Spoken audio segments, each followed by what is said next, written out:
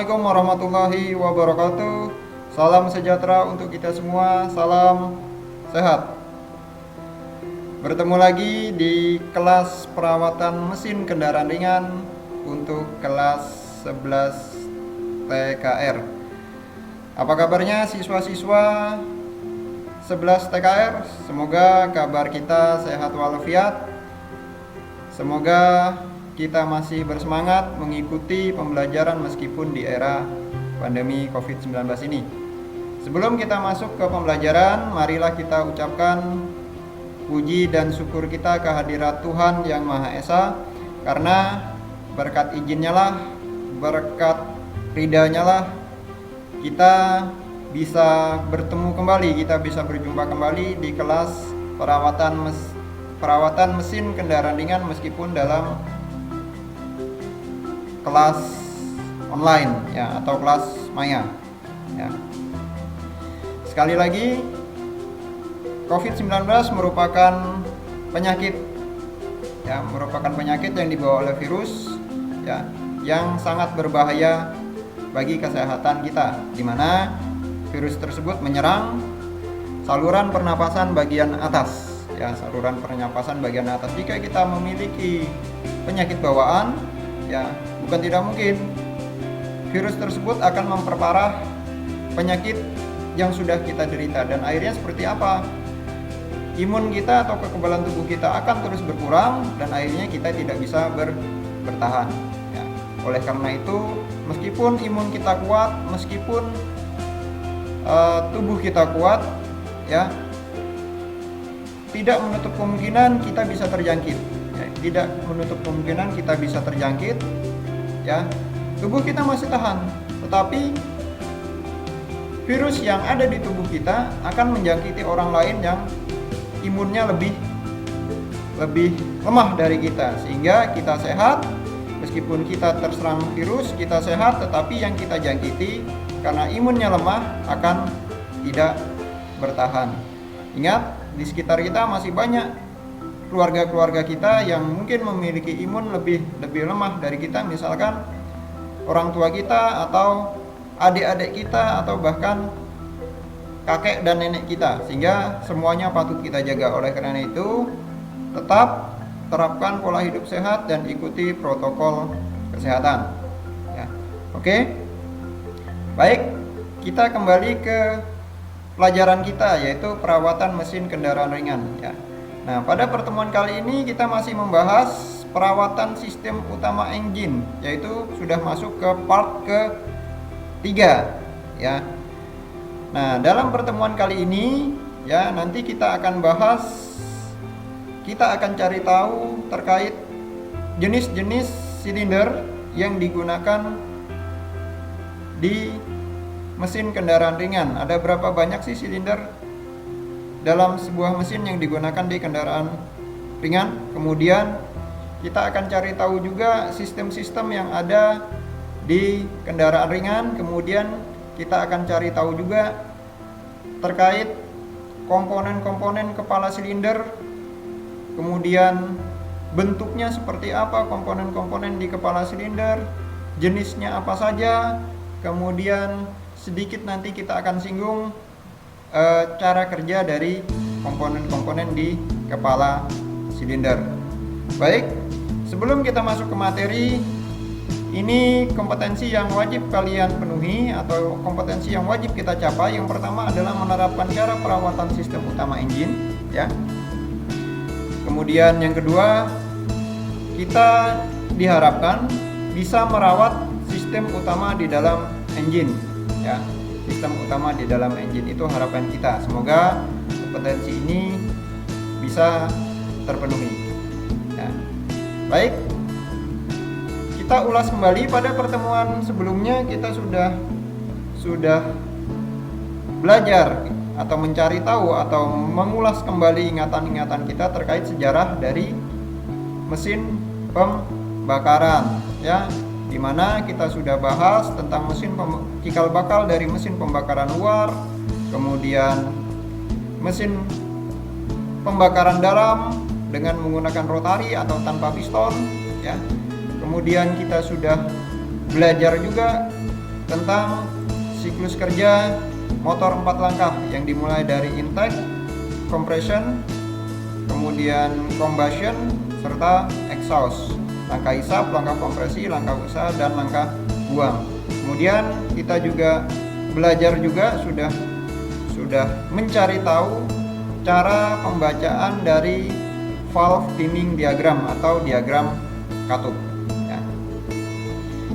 Baik, kita akan masuk ke materi. Yang pertama adalah bore dan stroke. Ya, bore itu jangan kalian istilahkan seperti bor yang digunakan untuk melubangi, tidak ya. Ini bukan sebuah alat ya. Kemudian stroke itu jangan diistilahkan sebagai penyakit. Wah, ini ada penyakit stroke-nya, bukan ya. Bor ya hampir sama seperti alat yang kalian kenal. Bor adalah bisa diibaratkan sebagai lubang ya, lubang bor. Ini bor, jadi lubang ya, lubang silinder. Berapa diameter dari lubang silinder, itulah yang disebut sebagai bor atau besarnya bor. Kemudian stroke itu adalah panjang langkah atau jarak dari titik mati atas ke titik mati bawah. Nah, jadi jarak antara titik mati atas sampai titik mati bawah itu adalah stroke atau langkah piston. Dan kemudian bor dan stroke ini akan mempengaruhi cc ya, akan mempengaruhi cc atau isi silinder ya. Jadi semakin besar bor dan semakin panjang stroke, maka cc-nya juga akan semakin besar ya. Atau semakin besar bor tapi stroke-nya tetap, juga menyebabkan cc-nya semakin akan bertambah dari ukuran cc awal. Nah, ini yang dimaksud dengan bor dan stroke. Jadi bor itu adalah diameter silinder, sedangkan stroke itu adalah jarak antara titik mati atas sampai titik mati bawah, atau bisa disebut juga sebagai langkah piston. Oke. Ya. Kemudian penggolongan mesin. Ya. Di dalam kendaraan ringan ya, penggunaan mesin-mesin bisa digolongkan dari jenis atau jarak antara stroke dan bor. Ya, yang pertama adalah mesin dengan jenis long stroke. Nah, kita lihat ya, mesin dengan jenis long stroke. Mesin ini memiliki piston stroke yang lebih besar dari diameter silinder ya. Jadi diameternya kecil, relatif lebih kecil, tetapi langkah stroke-nya, jarak antara TMA ke TMB itu lebih besar ya, lebih panjang ya. Diameternya relatif kecil, tetapi jarak dari TMA ke TMB itu relatif panjang, itu dinamakan long stroke. Ini biasanya digunakan pada kendaraan jenis diesel ya. Mesin-mesin diesel menggunakan konstruksi engine seperti ini atau long stroke. Kemudian yang kedua adalah square ya. Mesin dengan jenis square ini memiliki diameter silinder itu sama dengan jarak antara titik mati atas dan titik mati bawah. Jadi diameter silindernya sama besar ya, sama ukurannya dengan langkah piston. Langkah piston itu apa? Langkah piston itu adalah jarak yang ditempuh oleh piston dari TMA ke TMB atau dari TMB ke TMA. Nah, ini mesin dengan jenis square ya. Jadi memiliki langkah piston yang sama besar atau sama panjang atau sama ukurannya dengan diameter piston. Kemudian over square. Over square itu mesin atau jenis engine yang memiliki diameter silinder itu lebih besar daripada langkah piston. Nah, diameter silindernya lebih besar daripada langkah piston atau stroke. Nah, itu disebut sebagai over square ya. Jadi ini biasanya digunakan untuk mesin-mesin dengan RPM tinggi. Akan tetapi perbandingan kompresinya lebih rendah dibandingkan dengan jenis square dan long stroke. Jika dilihat dari besarnya perbandingan kompresi yang bisa dihasilkan, kalian bisa tebak yang mana, apakah over square, apakah square, apakah long stroke. Kira-kira yang mana? Oke, betul. Perbandingan kompresi yang besar itu bisa dihasilkan, yang paling besar bisa menghasilkan tekanan kompresi adalah jenis long stroke. Ini penggolongan mesin. Oke. Ini adalah perbandingan D dan L tadi, penjelasan di atas ya. Nah, ini yang short stroke, kemudian ini square stroke, ini adalah long stroke ya. Nah, kalau dia short stroke ya, atau diameter silindernya lebih besar daripada panjang langkahnya, ya dapat diibaratkan sebagai orangnya larinya cepat ya. Kakinya pendek. Jadi kalau kakinya pendek diperlukan ayunan atau langkah yang lebih banyak untuk menyelesaikan di jarak lari dengan jarak yang sama. Sedangkan square stroke ini karena kakinya agak lebih panjang daripada yang short stroke, jadi agak lebih santai ya dalam berlari. Beda dengan long stroke. Ya, long stroke punya kaki yang lebih panjang, jadi langkahnya panjang dia. Mungkin dalam satu kali langkah bisa 1 meter. Sementara ini satu kali langkah itu misalkan hanya 20 cm saja. Nah, kalian bisa bayangkan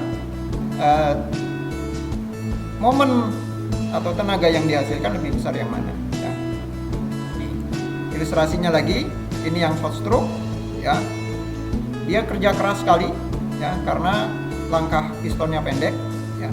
Kemudian kalau yang square ya agak lebih santai, sementara yang long stroke lebih santai. Ini adalah perbandingan diameter langkah dari ketiga jenis mesin dengan menggunakan apakah long stroke, square atau short stroke. Oke. Kemudian jumlah silinder. Ya. Di dalam teknik kendaraan ringan, ya, mesin-mesin atau engine-engine yang digunakan di teknik kendaraan ringan itu dibedakan menjadi beberapa jenis. Yang pertama silinder tunggal. Ini mungkin sudah tidak asing lagi di telinga kita ya. Silinder tunggal. Ya, ini biasanya digunakan di sepeda motor, kemudian motor diesel 1 silinder ya, masih menggunakan silinder tunggal. Konstruksinya seperti ini. Gearboxnya jadi satu dengan engine ya. Gearboxnya atau transmisinya, unit transmisi kalau dia menggunakan transmisi jadi satu dengan engine. Kemudian yang kedua adalah silinder banyak. Ya, ini digunakan pada kendaraan umumnya adalah beroda 4 ya. Dia memiliki 3 silinder atau 3 piston ya, sampai ada yang memiliki 12 piston. Ya, 12 piston atau V6 ya. Nah, ini mesin-mesin di kendaraan ringan jika digolongkan berdasarkan jumlah silinder. Jadi ada silinder tunggal dan ada silinder banyak. Ini antara 3 sampai 12 pistonnya atau jumlah silindernya. Oke. Kemudian susunan silinder ini ada yang inline, ya, inline. Misalkan di sini ada 4 silinder, ini silinder 1, di sini ada silinder lagi, silinder 2, silinder 3, silinder 4. Jadi segaris. Nah, segaris itu adalah inline. Mesin jenis engine yang digunakan di kendaraan ringan berdasarkan susunan silinder. Yang pertama adalah inline. Inline segaris. Misalkan ada 4 piston seperti tadi, dia segaris. Kemudian yang kedua adalah model V. Jadi V seperti ini. Kita sering mendengar ada istilah V6, kemudian V8 dan V12. Ya, kalau dia V6 berarti dalam satu line ini itu ada 3 silinder. Ada 3 silinder. Kalau dia V6, di sini juga ada 3 silinder. Ya. Bentuknya V. Ini V6. Ya. Kemudian kalau ada V8 ya sudah satu line di V ini berarti ada 4. Ya. Ada 4. Berarti jumlah pistonnya ada 8. Ya. Ini susunan silinder V.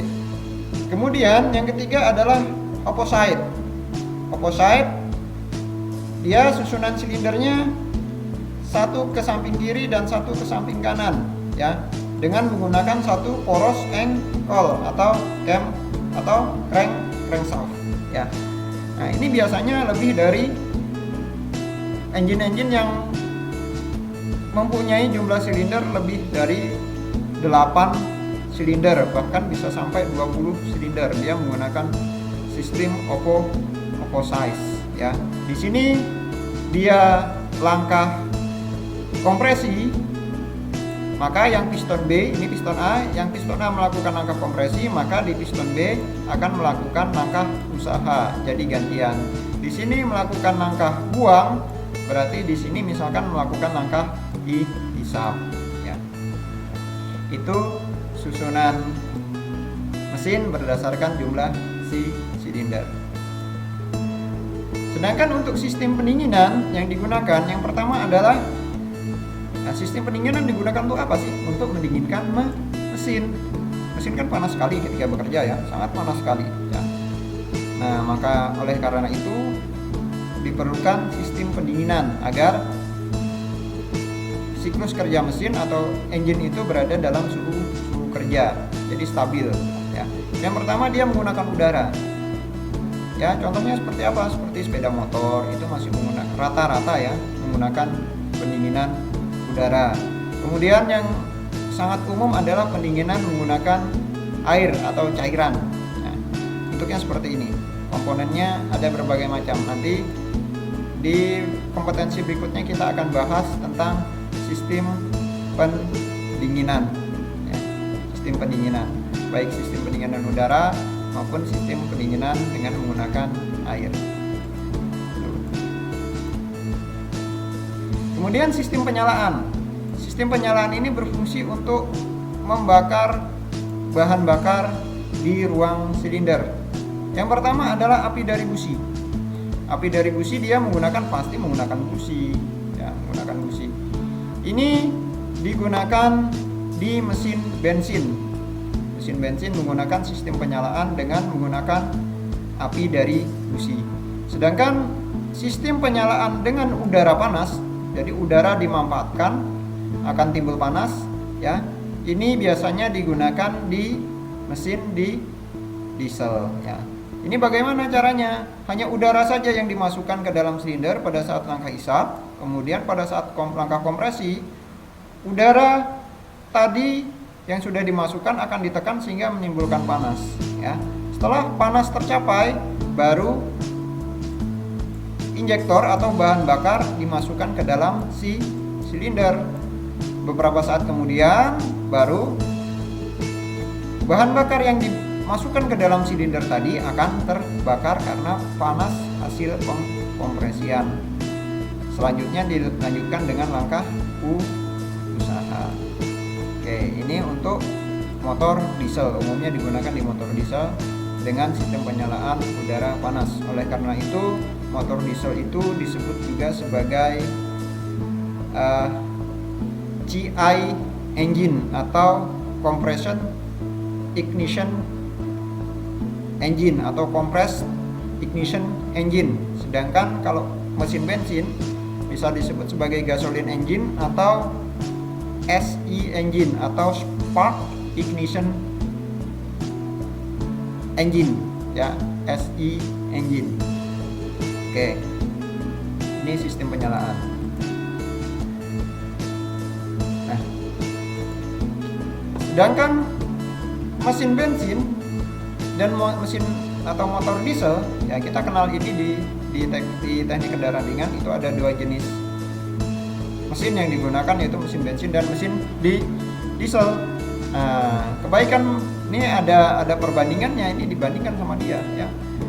Kebaikan motor bensin yang pertama adalah akselerasi lebih responsif. Jadi ketika kalian injak gas, dia akan langsung lari, ya. Akan langsung lari kendaraannya, bukan kalian yang lari. Kemudian yang kedua, suara motor lebih halus. Jadi getarannya itu lebih halus. Kalian bandingkan antara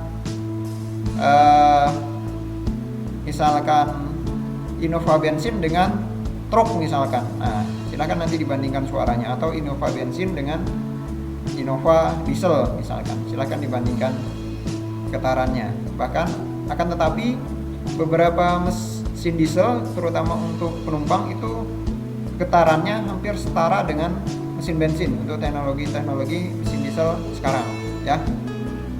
Kecuali mesin dieselnya yang masih menggunakan teknologi konvensional, ya. Itu sangat terasa sekali perbedaannya antara suara mesin dan getaran mesin yang dihasilkan oleh mesin bensin dengan mesin diesel itu sangat berbeda, ya, kalau kalian bandingkan dengan mesin-mesin diesel yang masih menggunakan teknologi konvensional.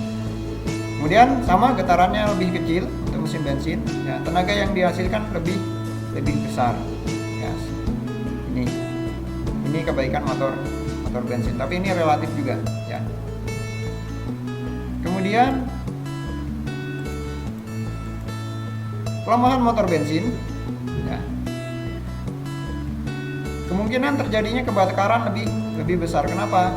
Karena dia masih menggunakan sistem pengapian. Kalau di motor diesel itu sudah tidak ada sistem pengapian, jadi pengkabelannya lebih sedikit, ya, dibandingkan dengan mesin bensin. Kemudian kalau dia masih menggunakan karburator, ya, ini dia lebih rentan terhadap air. Kalau air masuk ke karburator misalkan, ya sudah, wassalam sudah, ya. Nah, berbeda halnya dengan mesin-mesin yang sudah menggunakan mesin teknologi injeksi, itu lebih tahan terhadap air, ya. Kecuali kalau airnya sudah masuk ke dalam filter udara. Nah, kemudian torsi maksimum yang dihasilkan pada RPM tinggi, ya. Kalau mesin bensin, torsi maksimumnya itu dihasilkan pada RPM tinggi, sedangkan kalau motor diesel itu torsi maksimum dihasilkan pada RPM yang lebih rendah. Nah, kemudian untuk susunan katup, ya, susunan katup yang biasanya digunakan pada mesin di kendaraan ringan itu yang pertama adalah I-head. Jadi katupnya ada di atas, ya, katupnya ada di atas dua-duanya. Kemudian ini biasanya digunakan pada mesin dengan konfigurasi inline, ya, seperti tadi. Kemudian ada H-head. Jadi ini digunakan pada konstruksi mesin model V. Kemudian ada F-head, ya. Jadi konstruksi katupnya mungkin ini katup masuk di atas, kemudian katup buang di agak menyamping, ya. Nah, ini konstruksi engine zaman dulu. Ini sudah tidak digunakan lagi. Kenapa? Karena efisiensinya, kerugiannya terlalu besar, ya. Jadi banyak bahan bakar yang terbuang dan panas hasil pembakaran banyak juga yang terbuang, ya, sehingga tidak efisien. Ini sudah banyak ditinggalkan, ya. Yang F-head. Kemudian ada lagi L-head, ya, L-head.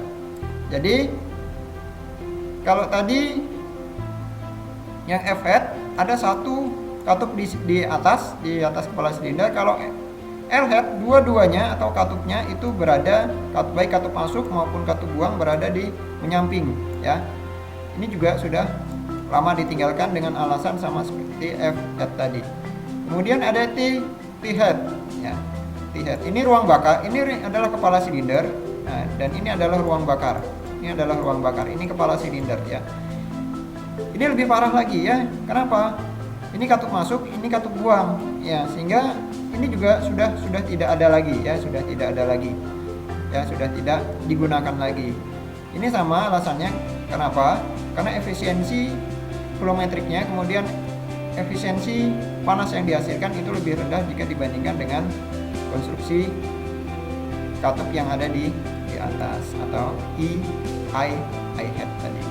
Nah, ini bentuk susunan katup. Ya, jadi ada 5 sampai di sini.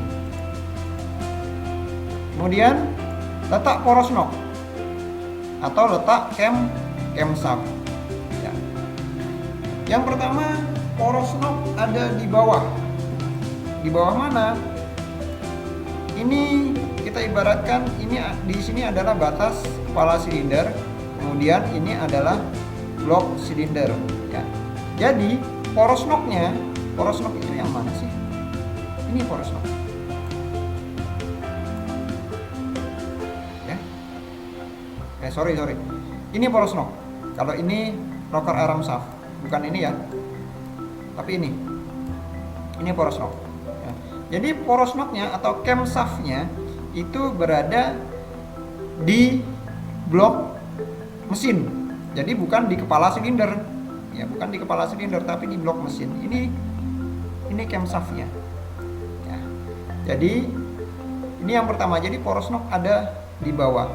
Nah, untuk menggerakkan katup,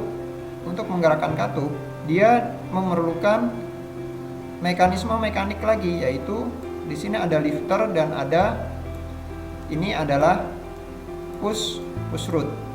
Ya, jadi ketika poros nok menekan ke atas, berputar menekan ke atas, dia akan mengungkit rocker arm.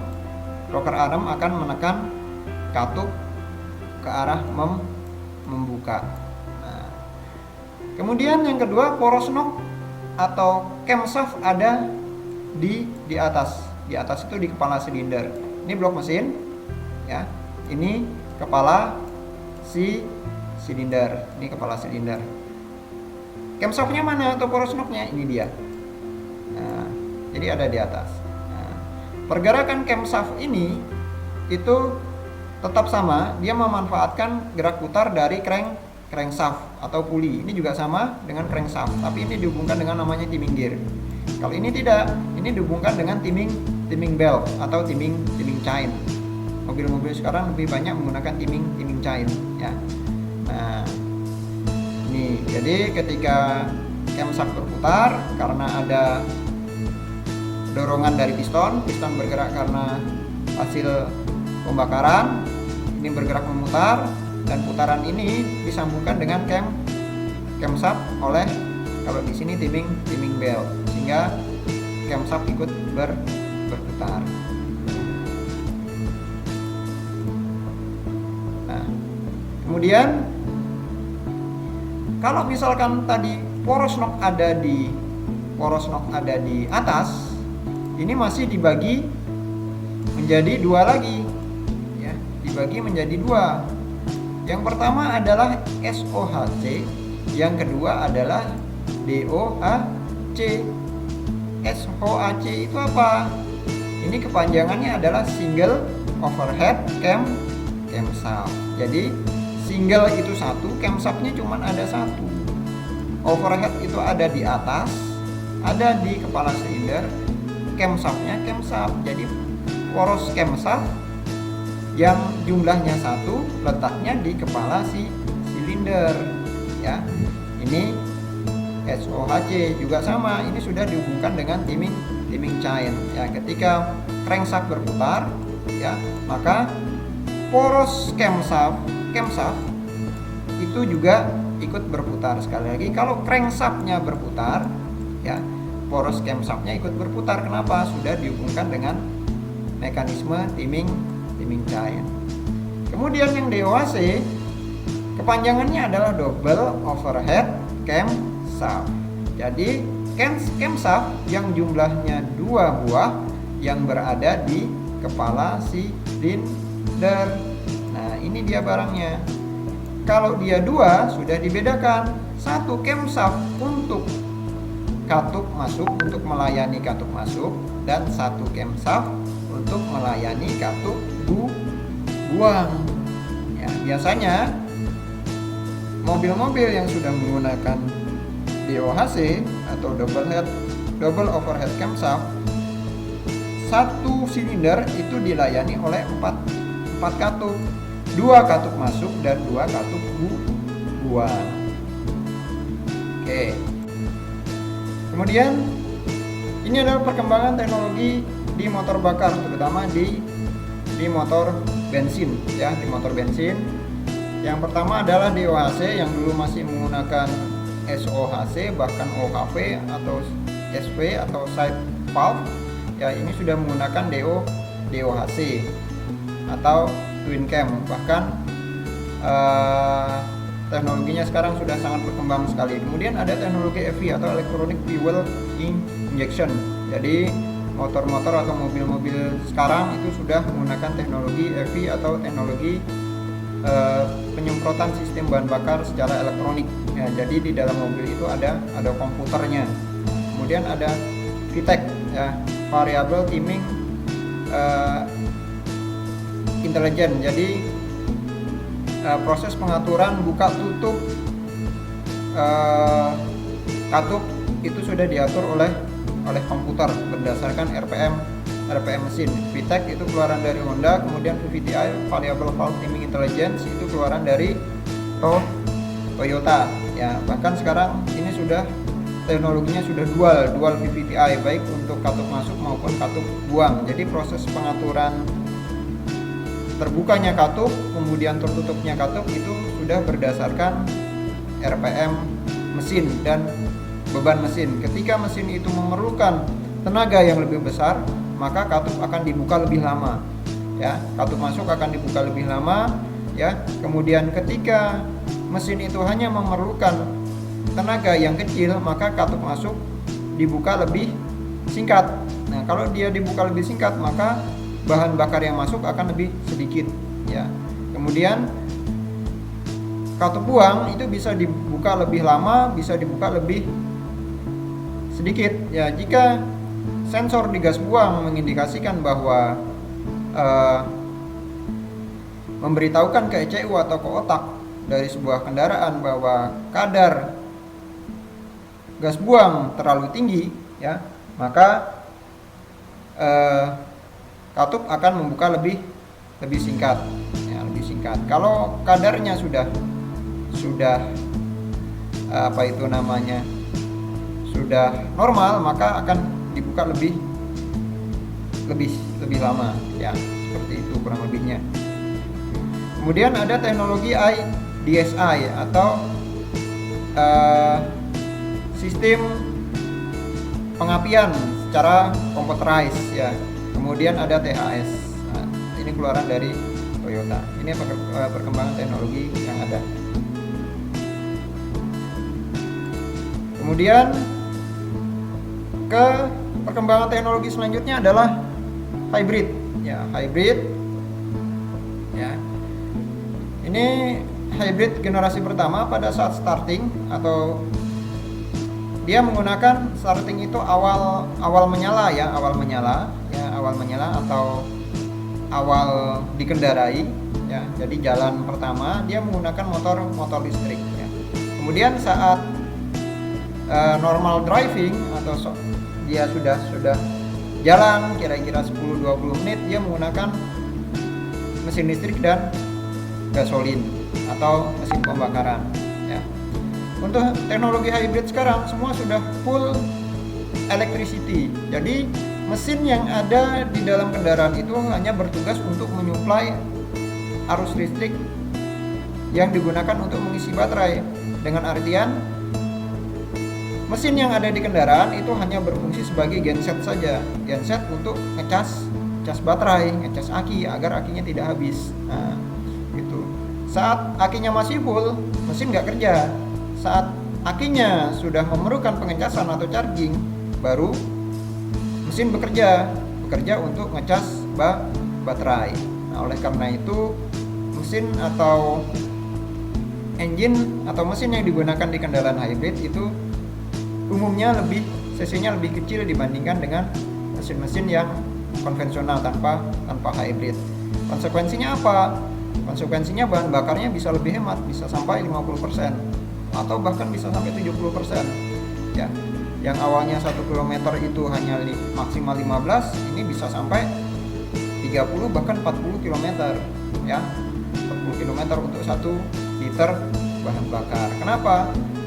Ya mesinnya hanya digunakan untuk ngecas baterai saja, alias sama fungsinya hanya seperti genset. Nah, ini lanjutannya ya. Ini perkembangan teknologi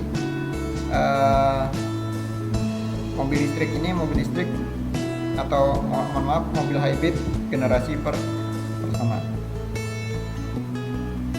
Nah, seperti kita ketahui konstruksi mesin ya, ada silinder head, kemudian ada blok silinder dan kawan-kawannya, kemudian ada bak oli atau oil pan ya. Di kepala silinder ini sudah menggunakan teknologi DOHC. Kenapa? Camshaftnya ada 2 ya. Satu silinder ada 4 katup, 2 katup masuk dan 2 katup buang ya. 2 katup masuk dan 2 katup buang ya.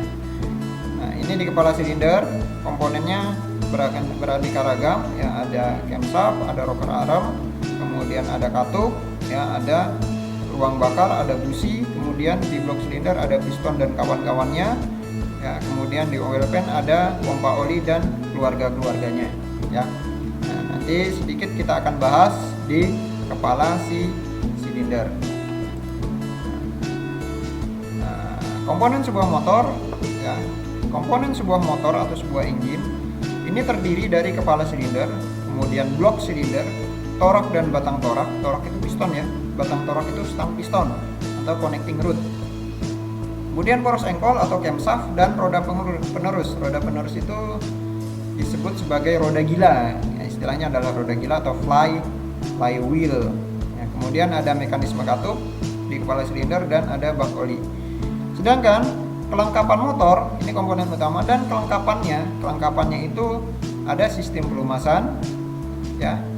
Ini tugasnya untuk menjamin oli bersirkulasi di dalam mesin. Kemudian ada sistem pendinginan berfungsi untuk mempertahankan suhu kerja mesin. Kemudian ada sistem pemasukan dan pembuangan, ada sistem yang dari filter udara atau dari karburator, ada intake manifold atau leher angsa. Kemudian ada sistem pembuangan yang menuju ke muffler atau ke knalpot.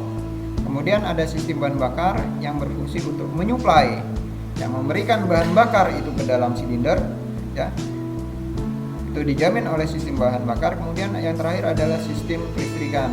Sistem kelistrikan bisa nanti ada sistem starter, sistem pengapian dan sistem pengisian. Kalau dia ada ya itu di mesin. Kalau ada AC itu beda lagi ya, beda lagi pembahasan. Nah, ini komponen mesin jadi ada 2, ada sistem utama dan ada kelengkapan atau pendukung. Nah, komponen utama dalam motor bakar ya. Yang pertama ya, ini pasti ada kepala silinder, kemudian ada katup, ada intake manifold ya, ada intake manifold ya. Kemudian ada ruang bakar atau combustion chamber, kemudian ada piston itu teman-temannya ring piston, pan piston ya, dan lain-lain. Kemudian ada dinding silinder, kemudian ada connecting rod atau stang piston atau batang penerus, kemudian ada poros engkol ya. Ini di bagian mesin 1 unit ya, satu unit mesin. Kemudian di bagian kepala silinder, ya, ini ada camshaft, kemudian ada camshaft gear kalau dia masih menggunakan timing gear, ini camshaftnya.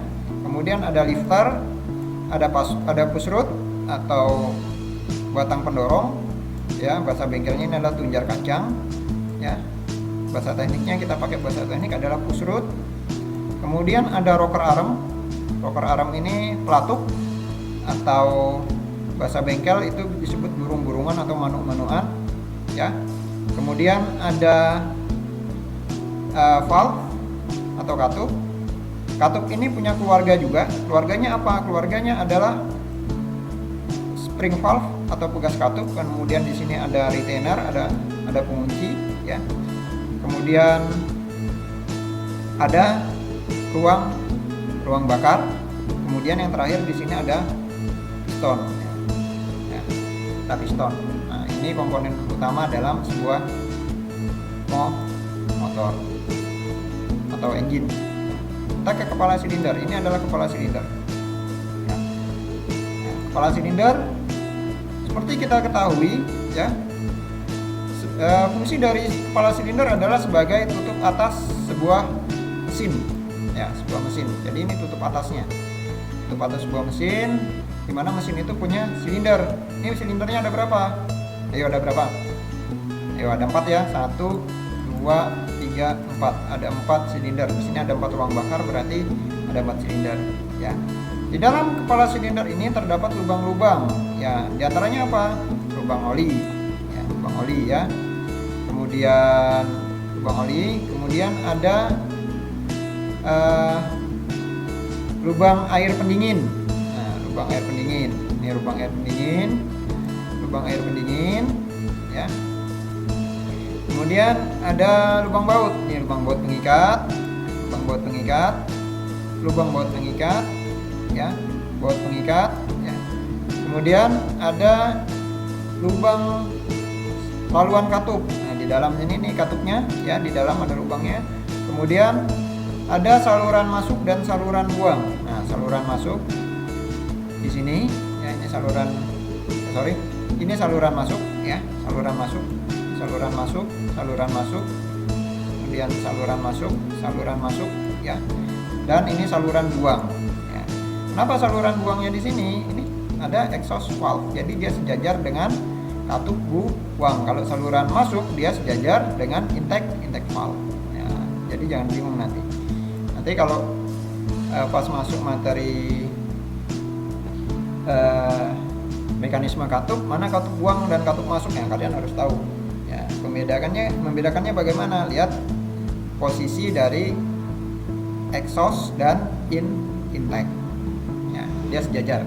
Kemudian ada busi, ya. Nah, ini bahannya biasanya yang digunakan adalah besi tuang atau aluminium, ya, atau campuran dari besi tuang dan aluminium. Kenapa? Agar lebih ringan, kemudian panas hasil pembakaran itu bisa diteruskan atau mudah diserap oleh air pendingin agar proses pendinginan lebih sempurna. Ini kepala silinder. Kemudian untuk membuka katup biasanya pakai alatnya adalah valve spring compressor. Nah, ini katup. Untuk membuka gas katup agar katupnya bisa dilepas itu menggunakan alatnya, ya. Cara menggunakannya seperti ini, ya. Namanya adalah valve spring compressor. Ini salah satu komponen dari kepala katup. Ini pegas pengunci, ini pegas katup, ini tutup katup atau retainer. Ya, ini kalau di bengkel ini disebut sebagai kuku macan. Ya. Nah, ini alat yang digunakan untuk melepas pegas katup dan memasang pegas katup, dan berikut katup-katupnya. Kita berlanjut ke ruang bakar, ya. Ruang bakar dibedakan menjadi 1, 2, 3, 4, 5, 6, ada 7, ya, seperti hampir sama dengan mekanisme katup yang tadi sudah kita bahas, ya. Yang pertama model setengah bulat, model baji, bak mandi, penroof, kepala L, kepala T, dan kepala F. Nah, seperti apa itu? Kita lihat satu-satu. Ya. Ini jenis-jenis ruang bakar. Yang pertama adalah weight type, ya, atau segitiga. Ya, ruang bakarnya bentuk segitiga. Yang kedua adalah hemispherical type atau setengah bulat, ruang bakar setengah bulat. Yang ketiga adalah model penroof, itu seperti atap rumah, segitiga seperti atap rumah. Nah, ini ya, ini hemispherical setengah bulat, kemudian penroof, ya. Kemudian kita bahas satu-satu. Ruang bakar model setengah bulat. Ya. Ini katup apa ini? Yang besar. Ini yang besar biasanya katup masuk. Yang kecil itu namanya katup buang atau exhaust valve. Ini intake valve, ini exhaust valve. Ya. Model setengah bulat. Permukaannya kecil sehingga panas yang hilang lebih sedikit. Ya. Efisiensi pemasukan bahan bakar itu lebih tinggi. Jadi bahan bakar tidak banyak yang terbuang atau nyangkut, ya. Jadi pemasukannya lebih lancar, ya, pemasukan bahan bakar. Konsumsinya lebih sempurna, ya.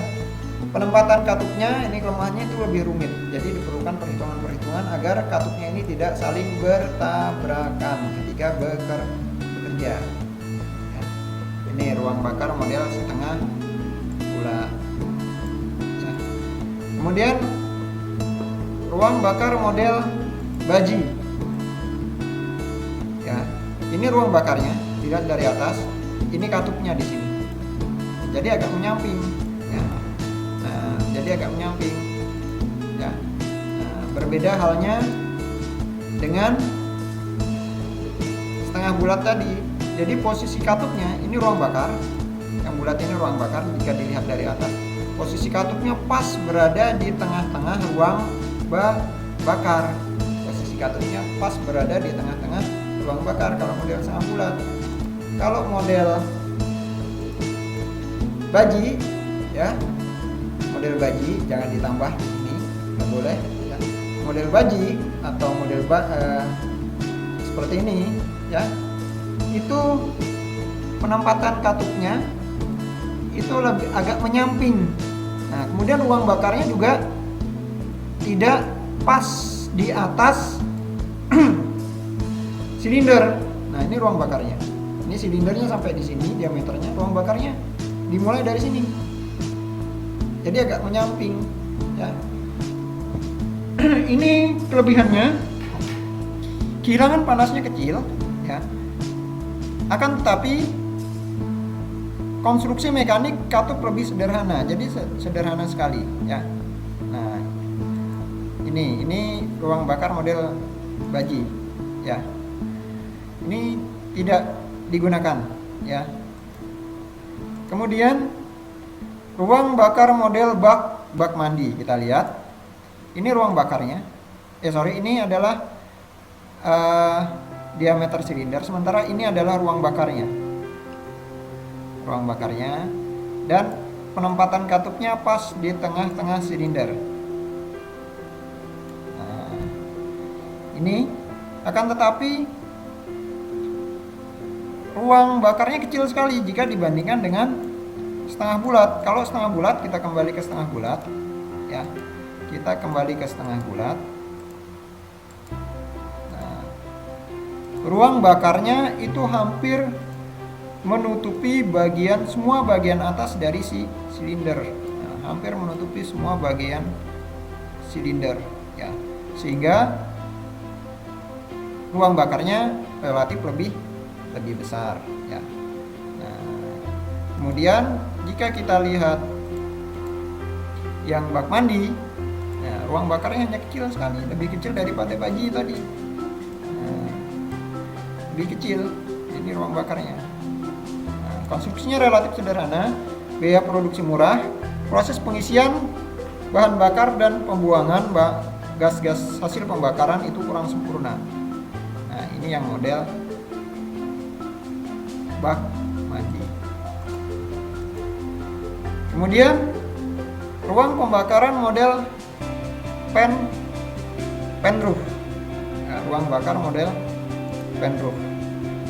Ini diameter silinder, bagian atas silinder. Kemudian ini adalah ruang bakarnya. Ruang bakarnya. Jadi lebih besar daripada baji dan lebih kecil daripada setengah bulat. Ya. Nah, sementara penempatan katupnya pas di atas silinder. Pas di atas silinder. Ini mobil-mobil sekarang menggunakan ruang bakar penroof. Ya. Umumnya digunakan pada engine dengan multi valve.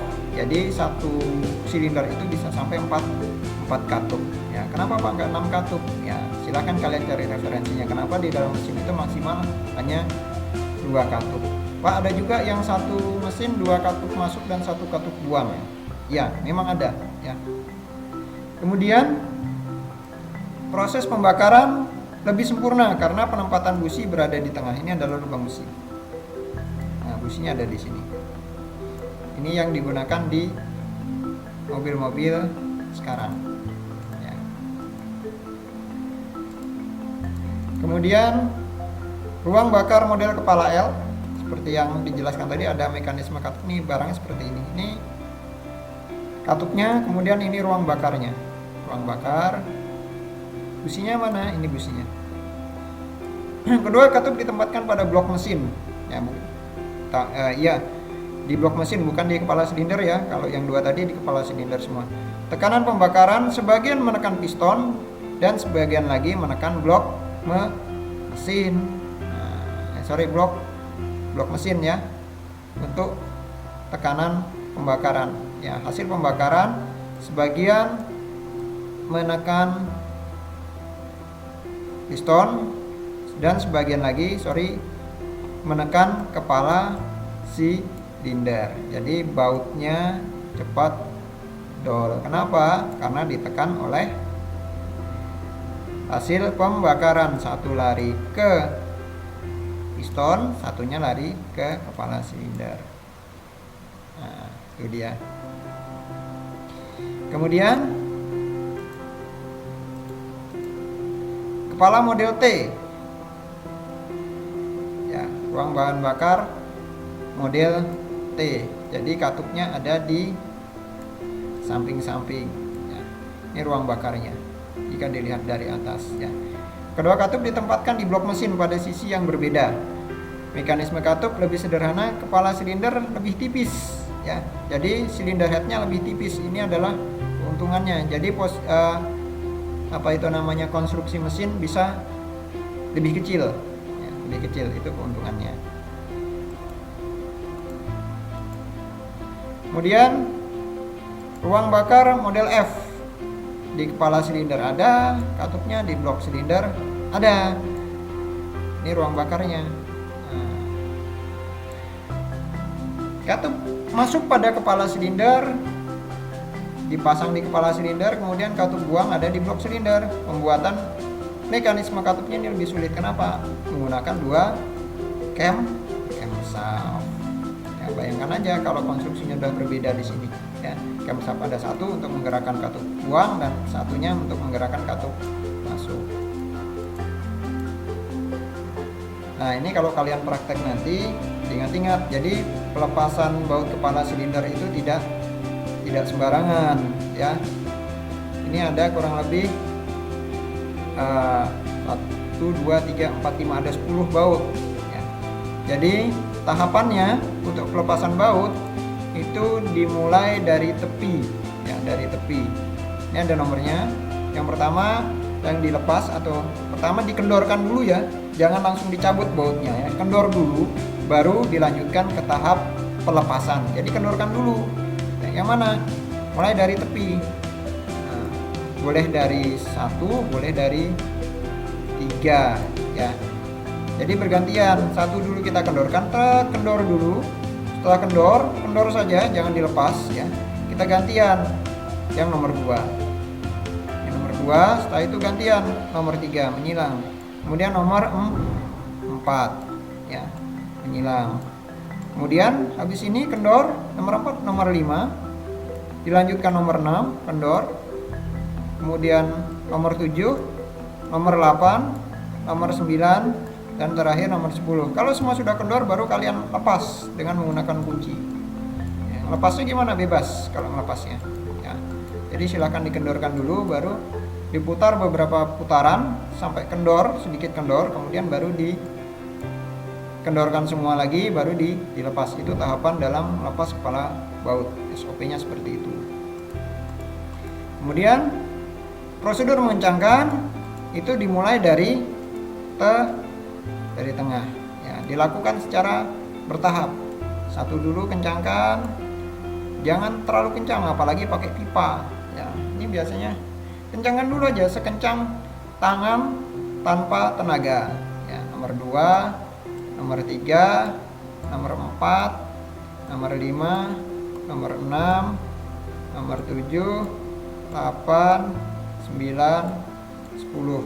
Nah, kalau sudah kencang dengan tangan tanpa tenaga baru diberikan pengencangan dengan menggunakan kunci momen ya. Mungkin kalian di pelajaran pekerjaan dasar teknik otomotif sudah pernah menggunakan kunci momen ya. Momennya pun secara bertahap, minimal 2 tahap ya.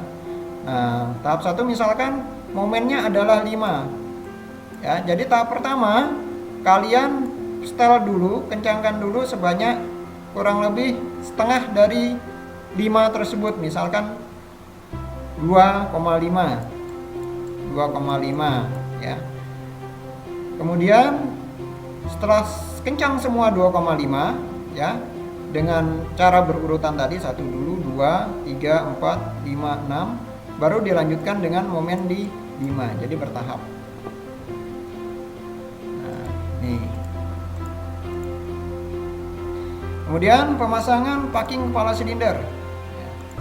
Packing kepala silinder, jangan terbalik. Di sini ada lubang olinya. Ada lubang oli ya. Disamakan dengan lubang-lubang atau saluran-saluran yang ada di kepala silinder ya. Kemudian kita kembali sebentar. Kemudian ada lubang saluran air juga. Ini lubang saluran air ya. Jangan kebalik ya. Kalau kebalik nanti olinya tidak bisa naik ke kepala silinder, akhirnya apa? Overhead, kepala silinder tidak mendapatkan pelumasan, akhirnya aus, bahkan bisa ngejam atau skep. Nah, ini sedikit kerusakan yang ada di kepala silinder. Di antaranya adalah pre-ignition. Ini pistonnya sampai jebol sampai berlubang. Ini piston ya, kamar pistonnya sampai berlubang juga. Ini dampak dari pre-ignition. Nah, pre-ignition itu apa sih sebenarnya? Ada yang tahu tidak? Ya, ada yang tahu tidak pre-ignition? Ya. Nah, pre-ignition itu salah satu jenis dari misfiring. Misfiring itu adalah kesalahan pembakaran. Jadi pre-ignition itu adalah terbakarnya bahan bakar sebelum waktunya. Ya, kapan waktunya bahan bakar terbakar? Ini ketika akhir langkah kompresi. Saat busi memercikan bunga api. Nah, kapan terbakarnya? Bisa di sini. Jadi sebelum piston itu mendekati TMA dan sebelum busi itu memercikan bunga api, dia sudah terbakar duluan, telonong. Akhirnya apa? Piston yang harusnya tetap naik ke TMA akan didorong untuk kembali ke TMB. Kenapa? Terbakar duluan. Di sini terbakarnya. Bisa kembali ke TMB tidak? Tidak. Kenapa? Ada dorongan dari crankshaft dan piston yang lain. Misalkan piston nomor 3 yang sama-sama yang masih melakukan langkah usaha. Nah, oleh karena itu mau naik tidak ditahan, mau turun juga ditahan. Nah, akhirnya bingung. Kalahlah pistonnya. Nah, itu dia. Itu preignition. Kemudian detonasi. Detonasi itu adalah ledakan, ya. Ledakan kan tadi pistonnya mau naik tidak bisa, mau turun tidak bisa. Kenapa? Karena ada ledakan. Ya, karena ada ledakan dari proses preignition tadi. Nah, itu disebut sebagai detonasi. Jadi detonasi itu adalah ledakan pembakaran bahan bakarnya. Kemudian yang ketiga adalah knocking. Karena dia mau naik tidak bisa, mau turun tidak bisa, maka dia akan menghantam dinding si silinder sambil dia naik pelan-pelan, tok tok tok tok tok tok. Nah, hantaman ke dinding silinder itu oleh piston disebut sebagai knocking. Kenapa? Ditahan oleh ledakan si detonasi tadi. Ya, mau turun nggak bisa. Kenapa? Masih ditahan oleh crankshaft. Ya, crankshaft tetap memaksa piston untuk naik ke atas, untuk naik ke TMA. Ya, kenapa bisa dipaksa? Karena masih ada momen inersia atau simpanan tenaga yang ada di roda gila. Kemudian yang kedua masih ada piston yang mengalami langkah usaha. Nah, itu knocking, jadi pukulan piston ke dinding silinder. Kemudian after fire itu adalah pembakaran setelah, kalau preignition itu sebelum waktunya, kalau ini setelah waktunya, bisa di sini. Ya, bisa setelah TMA baru terbakar. Nah, ini ciri-cirinya adalah keluar api di saluran buang atau di knalpot. Nih. Kesimpulan, ya, sistem di dalam engine terdiri atas beberapa jenis berdasarkan fungsi dan karakteristik komponen tersebut. Ya, tadi di dalam engine sendiri terdiri dari jenis-jenisnya, ya. Di jenis-jenis engine, jenis-jenis bor atau lubang silinder, ada jenisnya tadi, ada square, ada over square, ya, ada short, ya, ada long short, kemudian stroke, ya, kemudian letak silinder, ada yang inline, ada yang V, ya, ada yang opposite, kemudian jumlah silinder, ada yang tunggal, ada yang ganda, dan teknologi yang digunakan, ya, bermacam-macam, ya. Ada konvensional, ada yang heavy, ya, teknologi mesin, ada yang sudah VVTi, ada yang dual VVTi, ada yang VTEC, ya. Kemudian ada yang hybrid juga sekarang. Kemudian yang terakhir, kepala silinder tersusun dari banyak komponen. Komponennya ada banyak sekali, ada camshaft, ada kepala silinder tadi yang seperti kita bahas. Jenis-jenis kepala silinder pun ada banyak. Jenis-jenis ruang bakar pun ada banyak tadi, ya, seperti yang kita bahas. Kemudian kelemahan dan kelebihannya juga sudah sedikit disampaikan. Ya. Mungkin itu dulu pembahasan pada pertemuan kali ini. Ya, kalau misalkan masih ada pertanyaan, silakan nanti hubungi secara di WA pribadi atau di kolom komentar di Classroom. Silakan kita berdiskusi di sana. Ya, mungkin itu saja. Saya cukupkan pertemuan pada kali ini, ya. Tetap jaga kesehatan, tetap terapkan protokol kesehatan, ya. Jaga jarak, kemudian sering-sering cuci tangan dan selalu menggunakan masker ketika keluar rumah. Sayangi diri kalian, sayangi keluarga kalian, tetap semangat belajar. Sampai jumpa di pertemuan berikutnya. Saya akhiri, assalamualaikum warahmatullahi wabarakatuh dan salam sehat.